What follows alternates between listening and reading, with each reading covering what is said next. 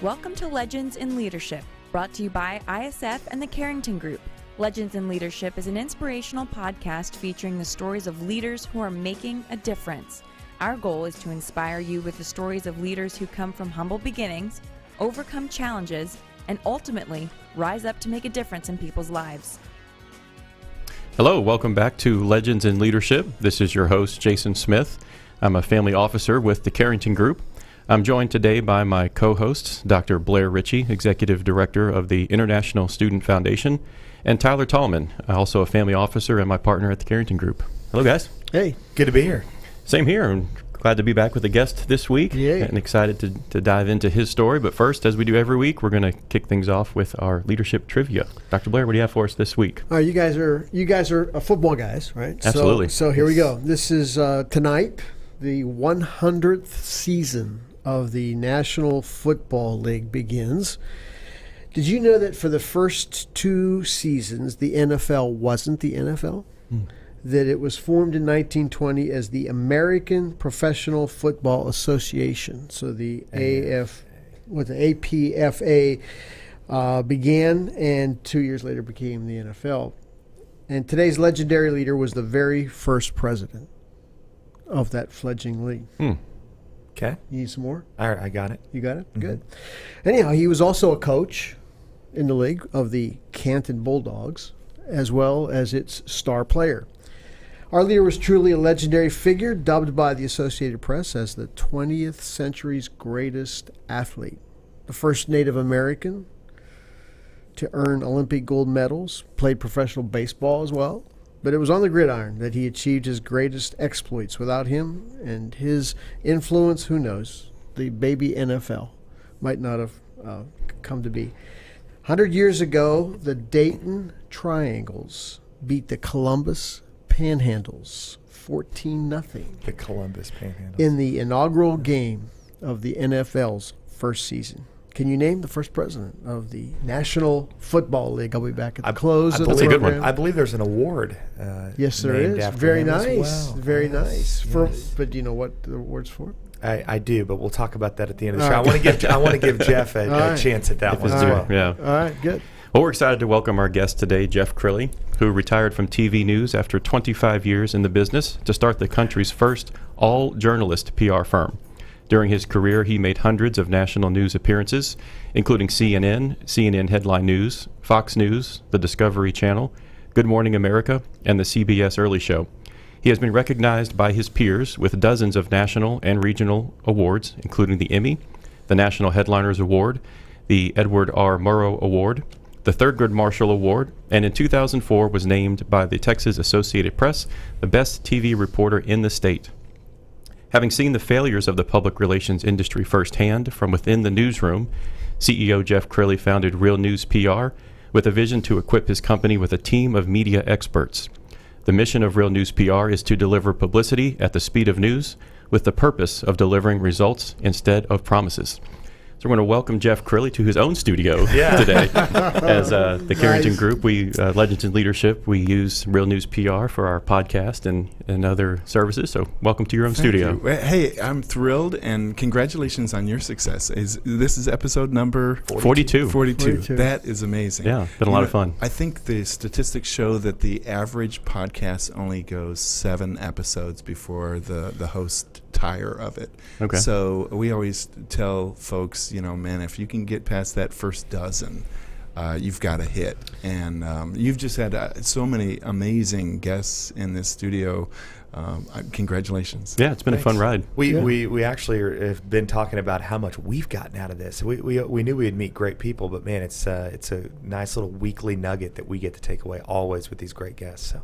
And it's just really laid back and relaxed. And you guys always sound like you're having a great conversation. Yeah. So thank you. Yeah. Well, we're going to put you on the other side of the mic today. Okay. Learn a little bit about you and your background. And as a leadership show, we'd like to hear from you a little bit about some early influences in your life that have put you on the path to where you are today. So I have to say my dad. So my father was a Presbyterian minister in downtown Detroit. Nice. Right after the race riots.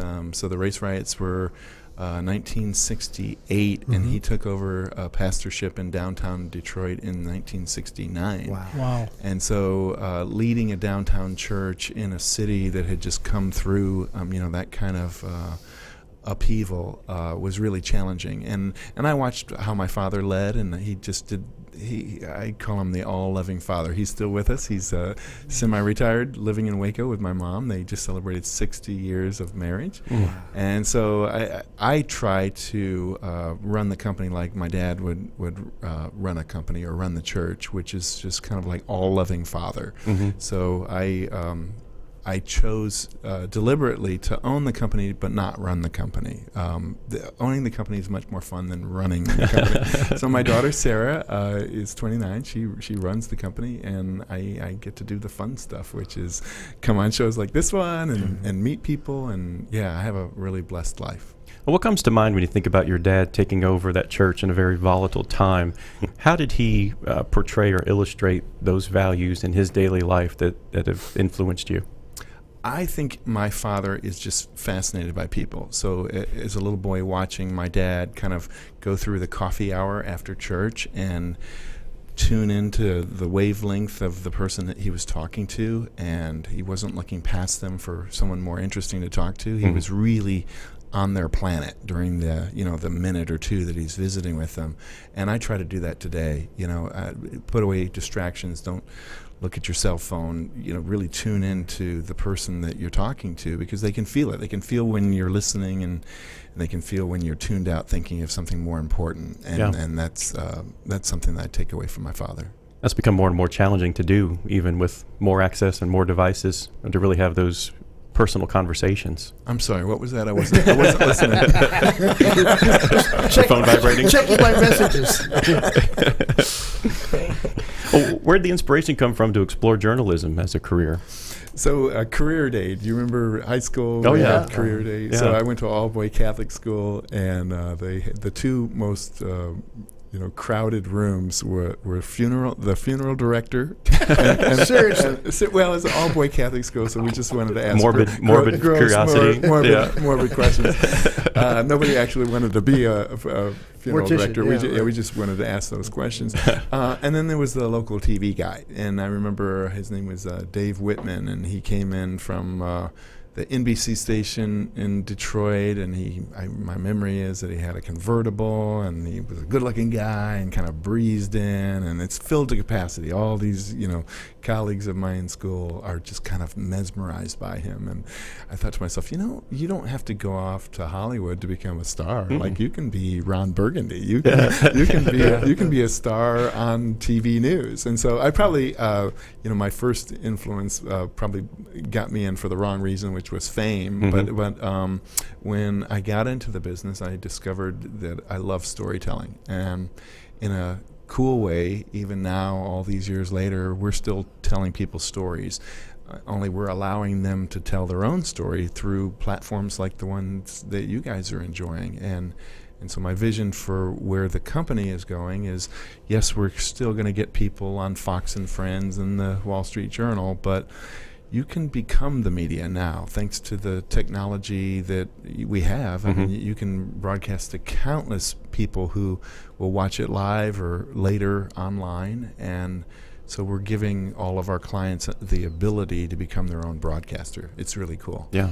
I know you have so many good stories. You describe yourself as a storyteller, and you really are a great storyteller. So any stories that come to mind early on in your career where you said, maybe I don't want to be a broadcaster? Anything to come to mind?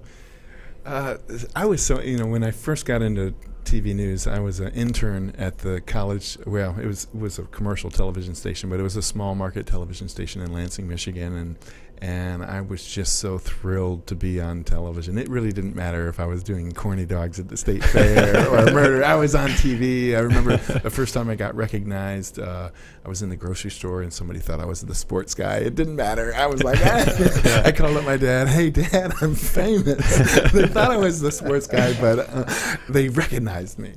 And then started climbing up through the market. So I went from Lansing to Omaha to Minneapolis for 4 freezing years, and then got the job in Dallas at Channel 4 in 92. Got off the plane in October of 92, and by that winter the Cowboys were in the Super Bowl, and I just I came from a town that was tormented, the Vikings. They'd been to the Super Bowl 4 times and lost all 4, and so coming down to Texas and having reigning Super Bowl champs, I was kind of a little spoiled. In fact, it was almost like, okay, where's the Super Bowl next year? Where are we going?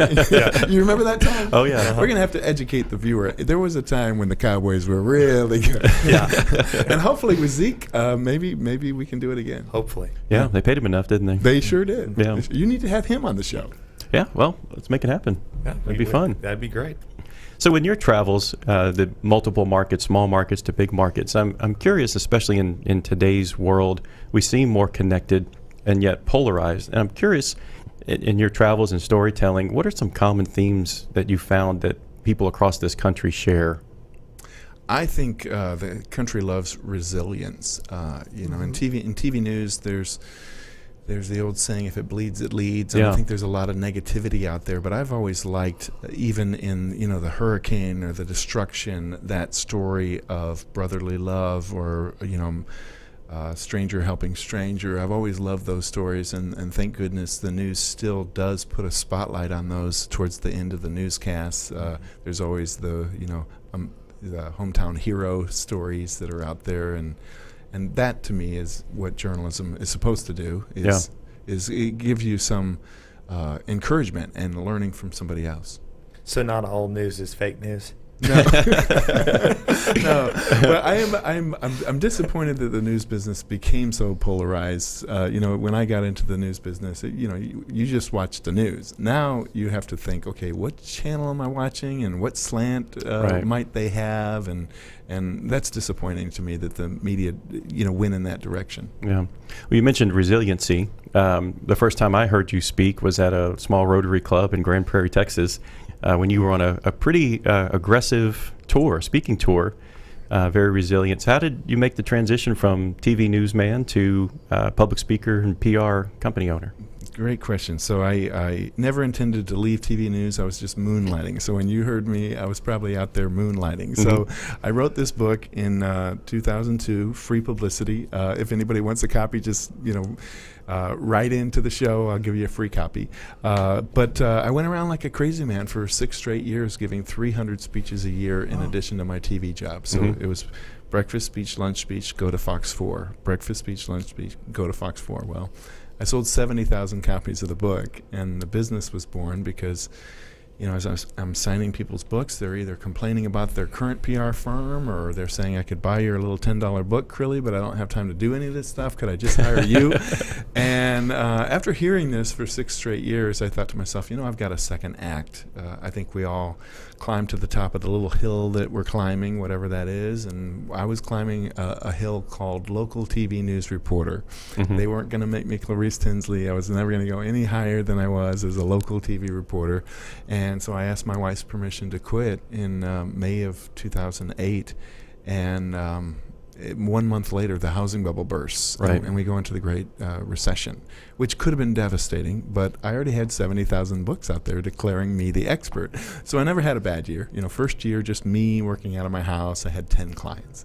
Second year, me working out of my house, I have 20 clients. I have to start hiring people. So I hired my first employee. He's still with us today, Chris Gamberry. He's our lead videographer. And he he's been with me ever since. But now I wake up and sometimes I walk into the offices of Real News PR and we're having a team meeting where we're gathering, all 20 employees together, and I'll say to myself, where did all these people come from? Right? How did that happen? But it's fun. I mean, we now have over 100 clients, the largest being Walmart, and the smallest being an author at home, and it's just a joy to help tell people's stories. Thank goodness that he didn't just name us as his smallest client. Jeff, you have this interesting way of describing a great speech, of which you blend Haagen-Dazs ice cream and broccoli together in your description. So for the public speakers out there that are looking to create an engaging speech, tell or at least create your perspective for our listeners on what a good speech looks like. Sure. So I tell people a great speech is Haagen-Dazs broccoli, Haagen-Dazs broccoli, Haagen-Dazs broccoli, standing ovation. Now let me explain that. So the Haagen-Dazs is the story. It's delicious, and some rich stories can last 6 or 7 minutes, and then the broccoli is the moral of that story that you just heard. Mm-hmm. And the ideal speech is keep the broccoli short, because if you gave them all broccoli, they would go to sleep. If the whole speech was broccoli, they would go to sleep. If you gave them all Haagen-Dazs, they'd have sugar shock. They'd say, man, I heard great stories, but I have no idea what that speech was about. What was that supposed to be? So you give them a lot of Haagen-Dazs, a little bit of broccoli following up the Haagen-Dazs that you just gave them, and people will feel completely nourished. And so I challenge you to just watch a great speaker like Tony Robbins or Les Brown, and you'll see some version of Haagen-Dazs broccoli. Even Joel Osteen, the pastor, famous pastor from Houston, if you look at what he's doing every Sunday, it's really Haagen-Dazs broccoli, a little bit of Bible. Haagen-Dazs broccoli, a little bit of Bible. So I remember you telling me, maybe I misheard you, but there's a big difference between being a local news reporter and then standing in front of a room of 100 to 500 people. Is it true you were pretty nervous early on starting out, and you were going, God, I hope they stand up. I hope I get that ovation. Is that true? Yes. I remember being petrified because, television, you're talking to kind of a box, right? And it doesn't throw things at you and it doesn't judge you. And then speaking to a live audience, when you bomb, right? The number one fear in America is the fear of public speaking, and the number 2 fear is death. And if you die on stage, you accomplish both, which I have many, many times. I got to tell you a funny. So as I'm learning to speak, I'm running around, and I'm sleep deprived. Right? I get home from the TV station at about 11, go to sleep, wake up at 6 in the morning, shower. Sometimes I'm giving like 7 a.m. speeches, and I remember I was giving this speech at where was I? It was like the Elks Lodge or something like that in East Dallas. And it's early, and I'm getting my books out, and I see the Elks Lodge. And so I come in to give my speech. And right before the speech, I saw this professional speaker that I really admire. She was part of the National Speakers Association. And so I was like, I'm giving a speech in front of a real pro. So I really have to turn it on. So I'm giving it all the energy. I'm the Elks this and the Elks that and Haagen-Dazs broccoli. I nailed it. And at the end, kind of a smattering of applause. And I went up to this professional speaker afterwards, and I said, what'd you think? And she was like, oh, it was good. I was like, well, is there anything that you would improve? She says, well, it's just one small thing, and I'm sure nobody noticed. I said, what was that? She says, we're not the Elks. Oh, no. Oh, no. Oh, no. We just meet here. We're the Rotary. That's one of those want to get away moments. Yeah. Right. Yeah. How inspiring for those out there that are like, man, I'm the only person that's ever bombed a speech before. So here's Jeff Crilley. He's given thousands of speeches and had his moment of embarrassment. You have to. Yeah. I mean, each one of those little times you skin your knee, you're like, okay, note to self. Make sure you know who the group is and what their pain points might be, so you can actually minister to that group. But, yeah. So moving, I guess, on the other side of that coin from one of the most challenging outcomes, you shared previously with me a story about one of the best outcomes you had for a group that had pre-purchased your book ahead of time. Yes. And so for folks that are building a public speaking business and authoring, there's that dynamic of, I gotta nail this, but got to go sell those books afterwards. So what do you think was different about your delivery or that experience when the books were pre-purchased that you learned from? So in the first year or so when I was speaking, I was in the wrong mental space. I was looking at wallets and purses in the audience. All I was thinking about was how much money I was going to make after the speech was over at the book table at the back. And then, quite by accident, a group said, "Hey, how much does your book cost?" I said, $10. And the organizer said, "Well, we've got 30 ladies. If we just stroked you a check for $300, we could buy 30 books for all of our our attendees." I said, "Yeah, absolutely." So she wrote me the check before the speech, and I gave the exact same speech I'd given the day before, mechanically. Same stories, everything. But I got a standing ovation, and as the forms were coming back, it was 5 out of 5. Does he travel? Can I bring him to my ladies' conference in Waco? And I just thought to myself, I'm looking at the evaluations, and I was like, what happened? Did I get more sleep? Was I just on today? And then I had that V8 moment when I was like, your heart was different. There was no sale today. You weren't looking at wallets and purses. You were actually looking at hearts and souls. And at that moment, I remember giving it up to God and saying, you know what? Forget the money. Forget the money. The money will come. If I truly give, it will come back tenfold, just as it says in the Bible. And so I honestly imagine energy coming from above, hitting my head. I push it down to my heart. I push it out from my heart to the audience. They feel it, accept it, and they give it back. And a great speech is an energy flow that happens between you and the audience. And I know now.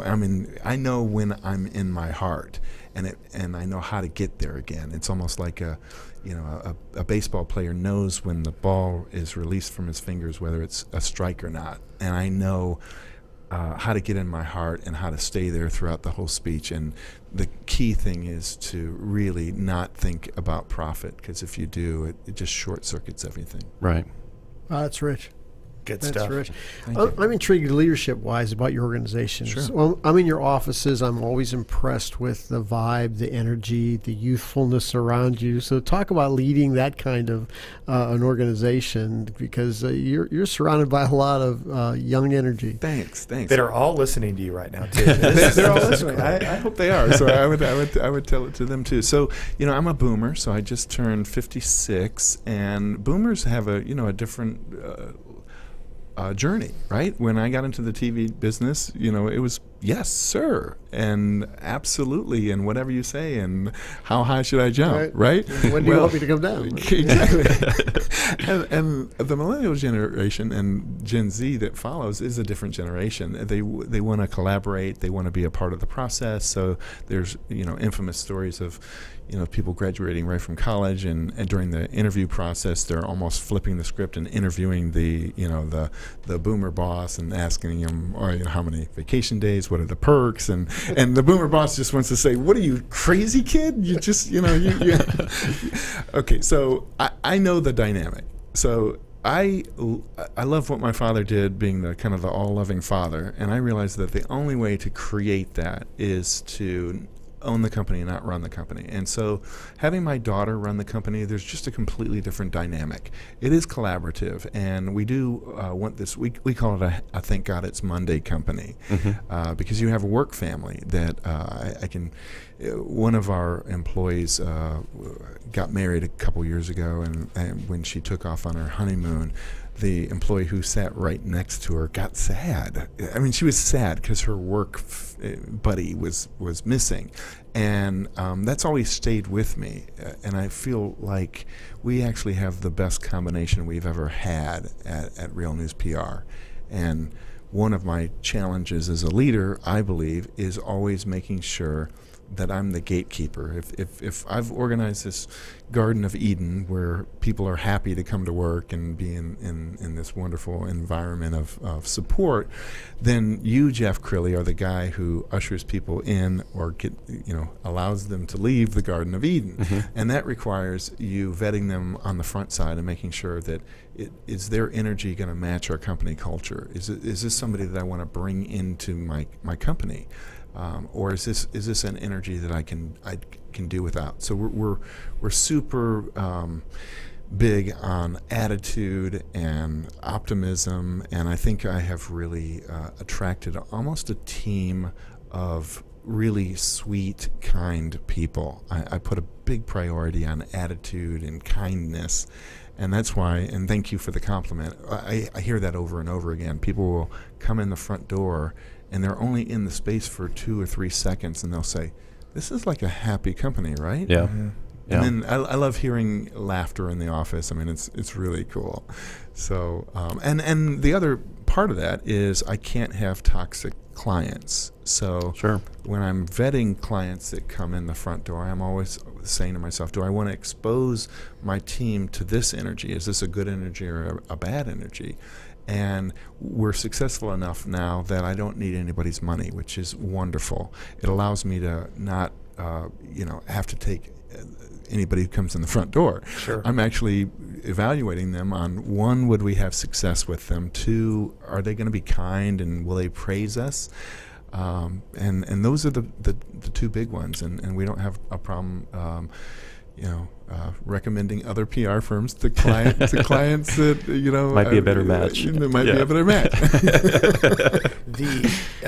Speaking of PR, PR can have a bad rap too, and it leads me in wanting to hear your perspective on podcasts, because podcasts have kind of become a fad. They've become a craze. It's become a new medium for people to listen to content in a different way when they want to, ad-free most of the time, or at least limited ads. So talk about podcasting and how it's really evolved for you at Real News, and I think evolved in a direction that maybe you never even expected. Right.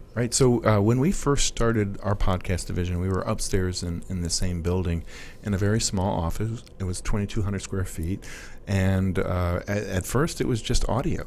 In fact, if anybody's interested, the first board that we ever used is about this big, and it's a piece of artwork. It's hanging right there.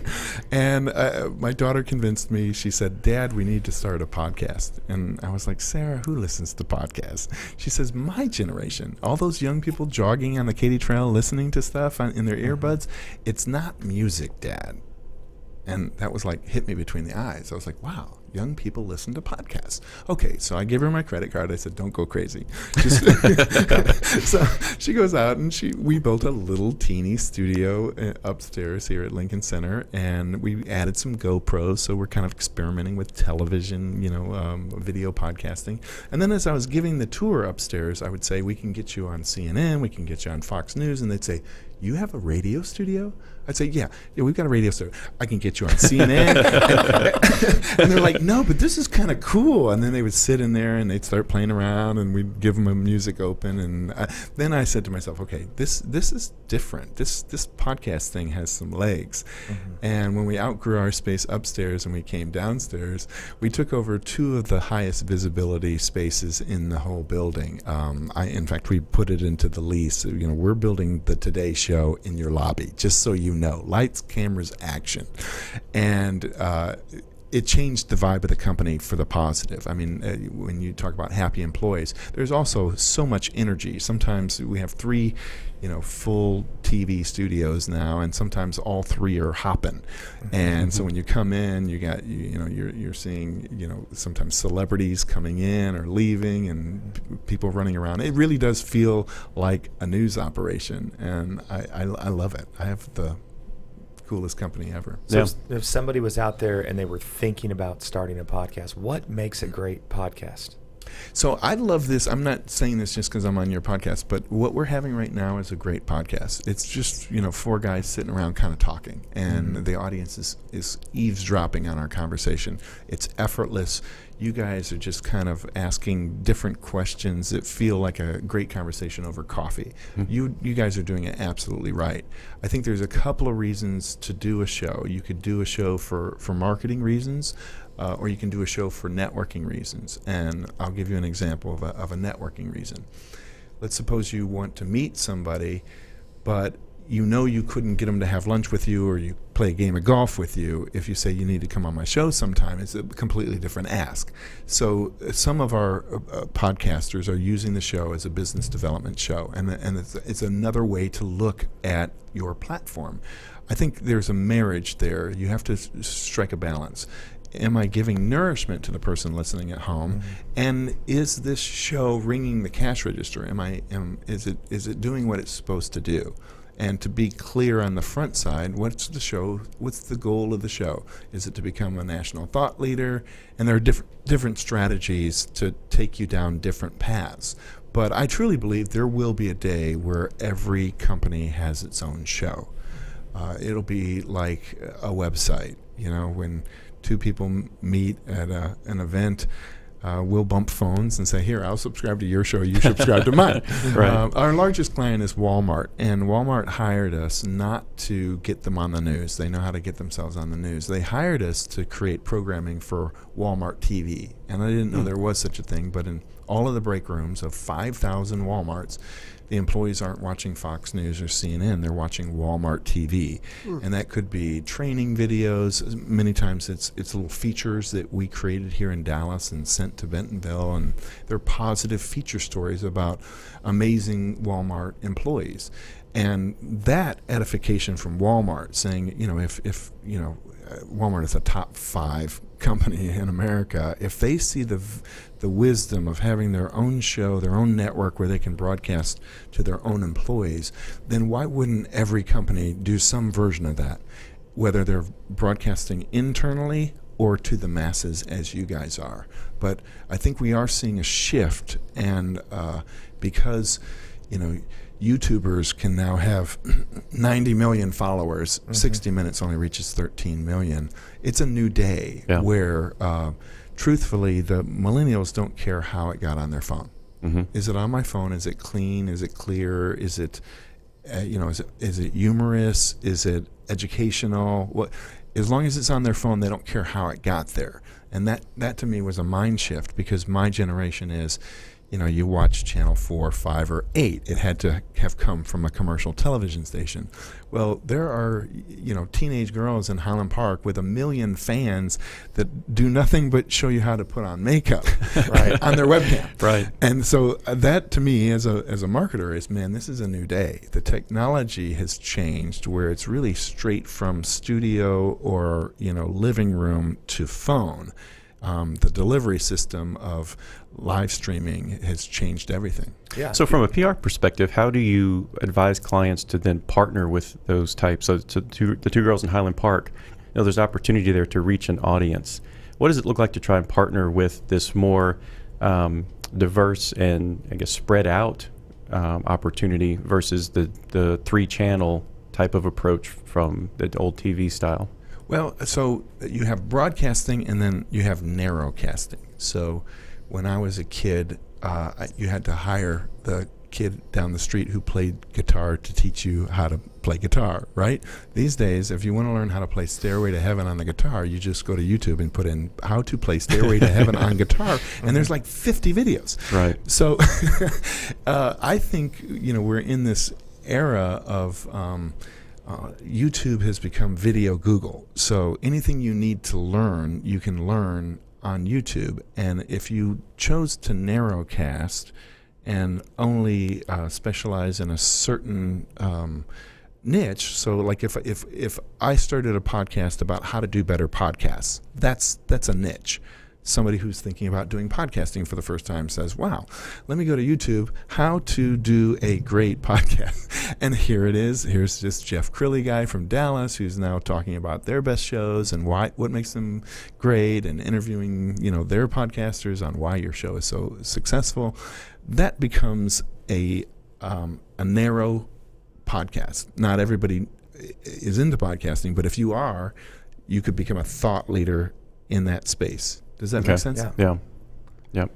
So instead of trying to broadcast and hit hopefully that small sector of people that might be watching at that particular time, you're creating this on-demand content that they can access on their own time at their own interest. Absolutely. And let me just go back to praising you guys.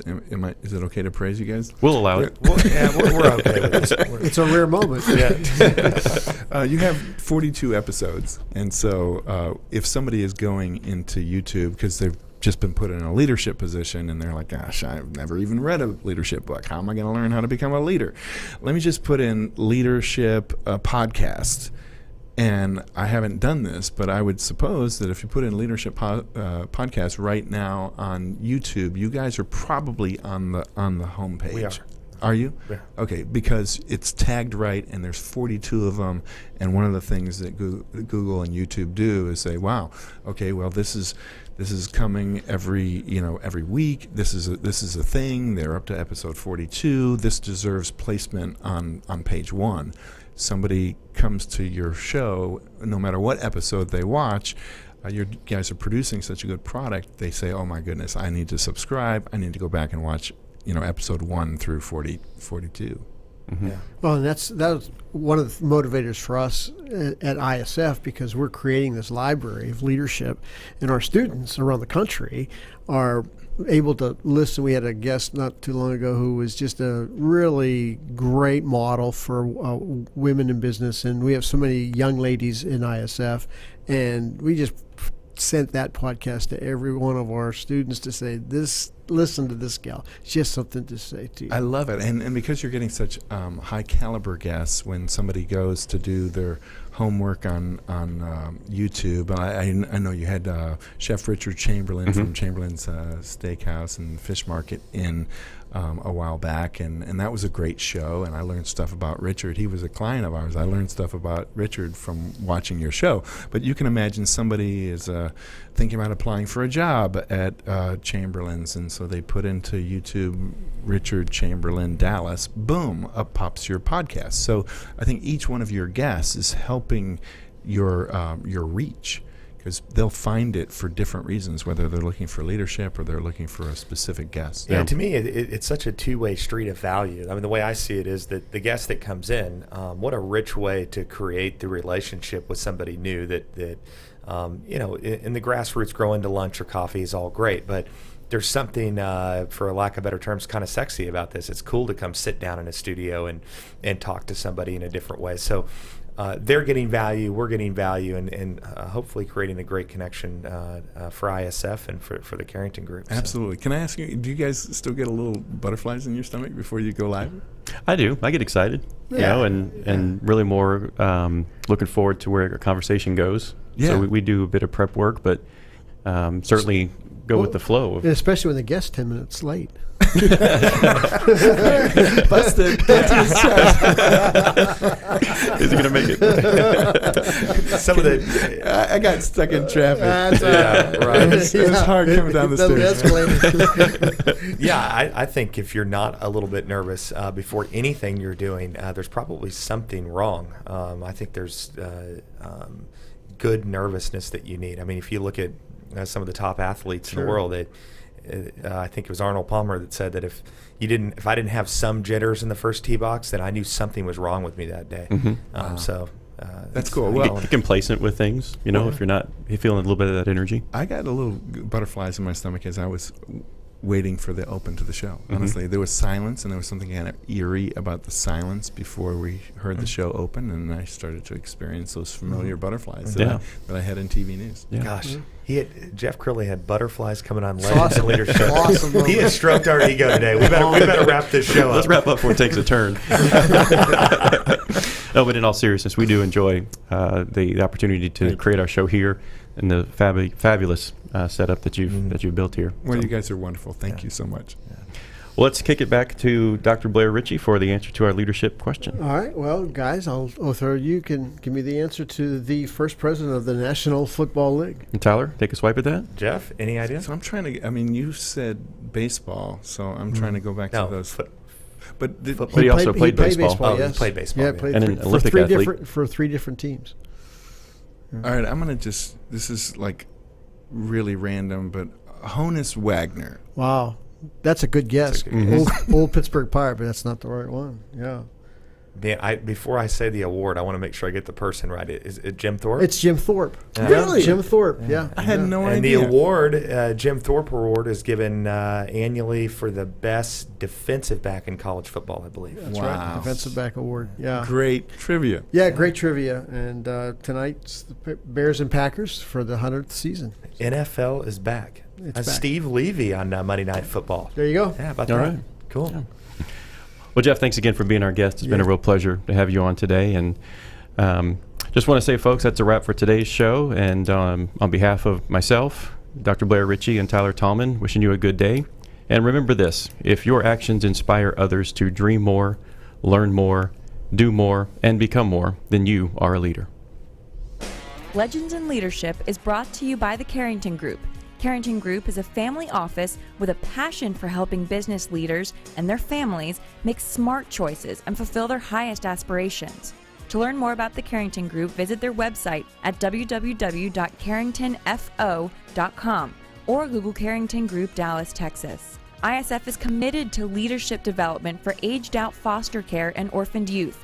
ISF's mission is to transform these youth into tomorrow's leaders with scholarships, mentoring, and leadership training.